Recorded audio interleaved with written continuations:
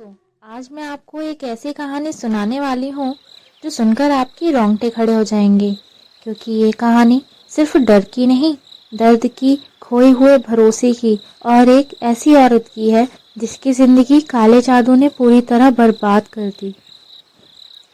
दिल्ली के पास एक छोटा सा गांव था जहाँ रातें ज़रूरत से ज़्यादा शांत भी थी और ज़रूरत से ज़्यादा डरावनी भी। उसी गांव में रहती थी सावित्री, एक सरल मासूम औरत जिसका पति पिछले 3 महीनों से बीमार था। घर में कमाने वाला वो अकेला इंसान था। दोनों पति पत्नी बड़ी मुश्किल से अपना पेट पालते थे, पर पता नहीं सावित्री की छोटी सी दुनिया को न जाने किसकी नज़र लग गई कि उसका पति 3 महीनों से बिस्तर से उठ ही नहीं पा रहा था। डॉक्टर भी अब हार मान चुके थे, कोई दवा असर नहीं कर रही थी।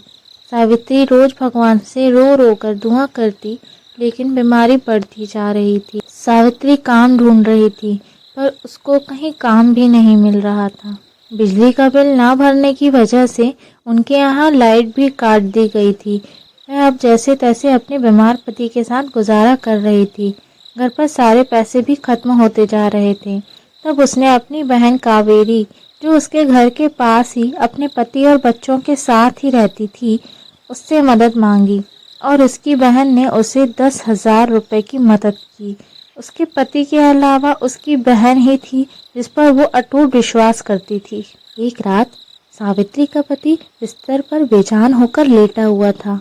वह अपने पति के बगल में बैठकर उसके सर पर हाथ फेर रही थी। कमरे में गहरा अंधेरा था। खिड़की से हल्की हल्की चांद की रोशनी घर के अंदर आ रही थी। अचानक सावित्री की नजर कमरे के कोने में गई। वहाँ एक काली मिट्टी की हांडी रखी थी जो धीरे धीरे हिल रही थी। ढक्कन बंद था, पर उससे एक अजीब सी बदबू आ रही थी। सावित्री ने पहले सोचा कि यह हांडी कहाँ से आई, क्योंकि उसके घर में मिट्टी का कोई भी बर्तन नहीं था। उसने हांडी को कभी खरीदा ही नहीं था। फिर वह घर में अचानक कैसे? उसी पल हवा का एक जोरदार झोंका आया और वो अपने ख्यालों से बाहर आई और दरवाजा अपने आप बंद हो गया। सावित्री का दिल जोर से धड़क उठा। सावित्री धीरे से उठी और कांपते हुए हांडी के पास पहुंची। सावित्री ने कांपते हाथों से हांडी खोली और जब उसने हांडी के अंदर देखा, तब उसकी रूह कांप गई और वो चीखती हुई झटके से पीछे हट गई। वह उसकी जिंदगी का सबसे डरावना पल था। हांडी के अंदर कच्चा मांस, आधा कटा हुआ नींबू, लाल सिंदूर, काली मिर्च, एक जली हुई मिठाई और उसके पति की फोटो जिस पर काले धागे लिपटे हुए थे।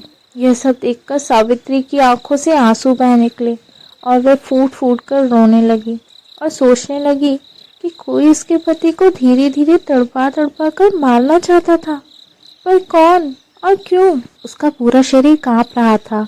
उसे महसूस हुआ जैसे छत पर कोई भारी चीज चल रही हो। उसने जल्दी से घर के सारे खिड़की दरवाजे बंद किए और चुपचाप अपने पति के पास जाकर सोने की कोशिश करने लगी। पर उस रात उसे घर पर हो रही अजीब अजीब आवाज़ों के कारण नींद नहीं आ रही थी। उसे ऐसा लगता कि कोई औरत फुसफुसाकर कोई मंत्र पढ़ रही हो। अगली सुबह होते ही वह गांव के बाहर निकल पड़ी और थोड़ी दूर पर ही एक तांत्रिक के पास पहुंची। वह गांव का एक सिद्ध तांत्रिक था। उसके पास लोग अपनी परेशानियां लेकर आते और वो लोगों की मदद करने में विश्वास रखता था। सब उसको बाबा कहकर बुलाते थे। सावित्री उसके पास जाकर ही फूट फूट कर रोने लगी और उसको सारी बात बताई। बाबा ने सारी बात गौर से सुनी और थोड़ा रुककर पूछा, तुमने या तुम्हारे पति ने उस हांडी को अपनी जगह से हिलाया तो नहीं? सावित्री ने रोते हुए कहा, बाबा, रात को बस मैंने उस हांडी के ढक्कन हटाया था, पर वो उस जगह पर ही रखी हुई है। बाबा ने झट से अपना कोई ज़रूरी सामान लिया और सावित्री के साथ उसके घर की तरफ बढ़ गए। बाबा ने हांडी देखते ही कहा, यह एक घाल है। तुम्हारे किसी अपने ने ही तुम्हारे पति को मारने के लिए यह जाल बिछाया है और कुछ प्रेत आत्माएं तुम्हारे घर पर छोड़ी हैं। यह 4 दिन से तुम्हारे घर में है। जितना समय ये घर में रही, उतना ही तुम्हारी पति की उम्र कम होती गई। सावित्री बेबस होकर रो पड़ी और पूछा, बाबा, कौन कर सकता है ये हमारे साथ? बाबा ने कुछ मंत्र पढ़े और धीरे से कहा, वही जिस पर तुम सबसे ज्यादा भरोसा करती हो। सावित्री यकीन नहीं कर पा रही थी।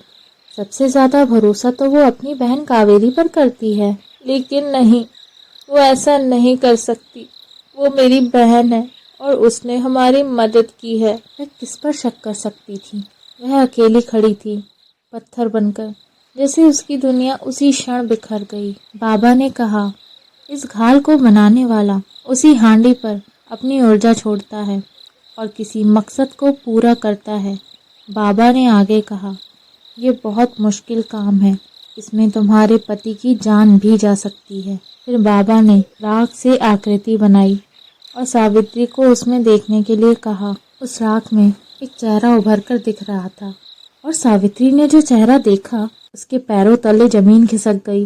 वो उसकी अपनी ही बहन कावेरी थी, जो घर पर आकर वो घाल छोड़ गई थी। सावित्री ये सब देखकर कांपने लगी। उसे लगा जैसे वो हमेशा अकेली ही थी और कोई सपना देख रही थी।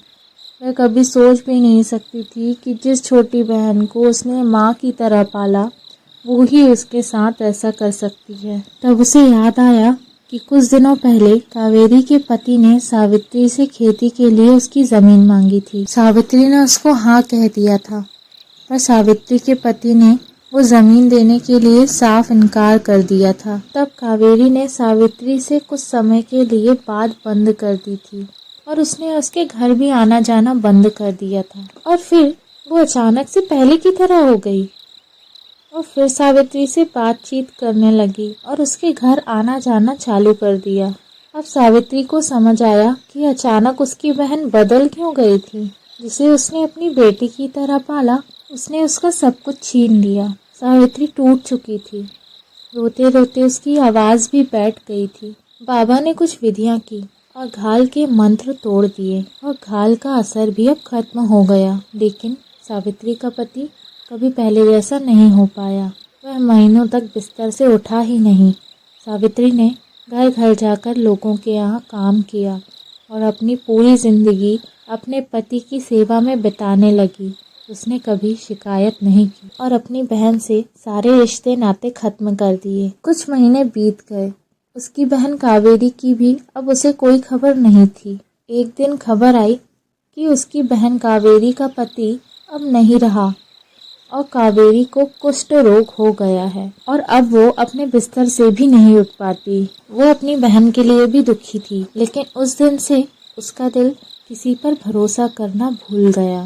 दोस्तों, घाल या काला जादू का असर खत्म हो सकता है, लेकिन वह दर्द जो ये किसी के दिल में छोड़ जाता है, वो कभी खत्म नहीं होता। आई होप आप सभी को मेरी सुनाई हुई कहानी पसंद आई होगी। ऐसी ही और कहानियाँ सुनने के लिए चैनल को सब्सक्राइब जरूर करें, ताकि मैं आपके लिए और भी अच्छी अच्छी कहानियाँ ला पाऊँ। मैं मिलती हूँ आपसे अगली कहानी में। धन्यवाद।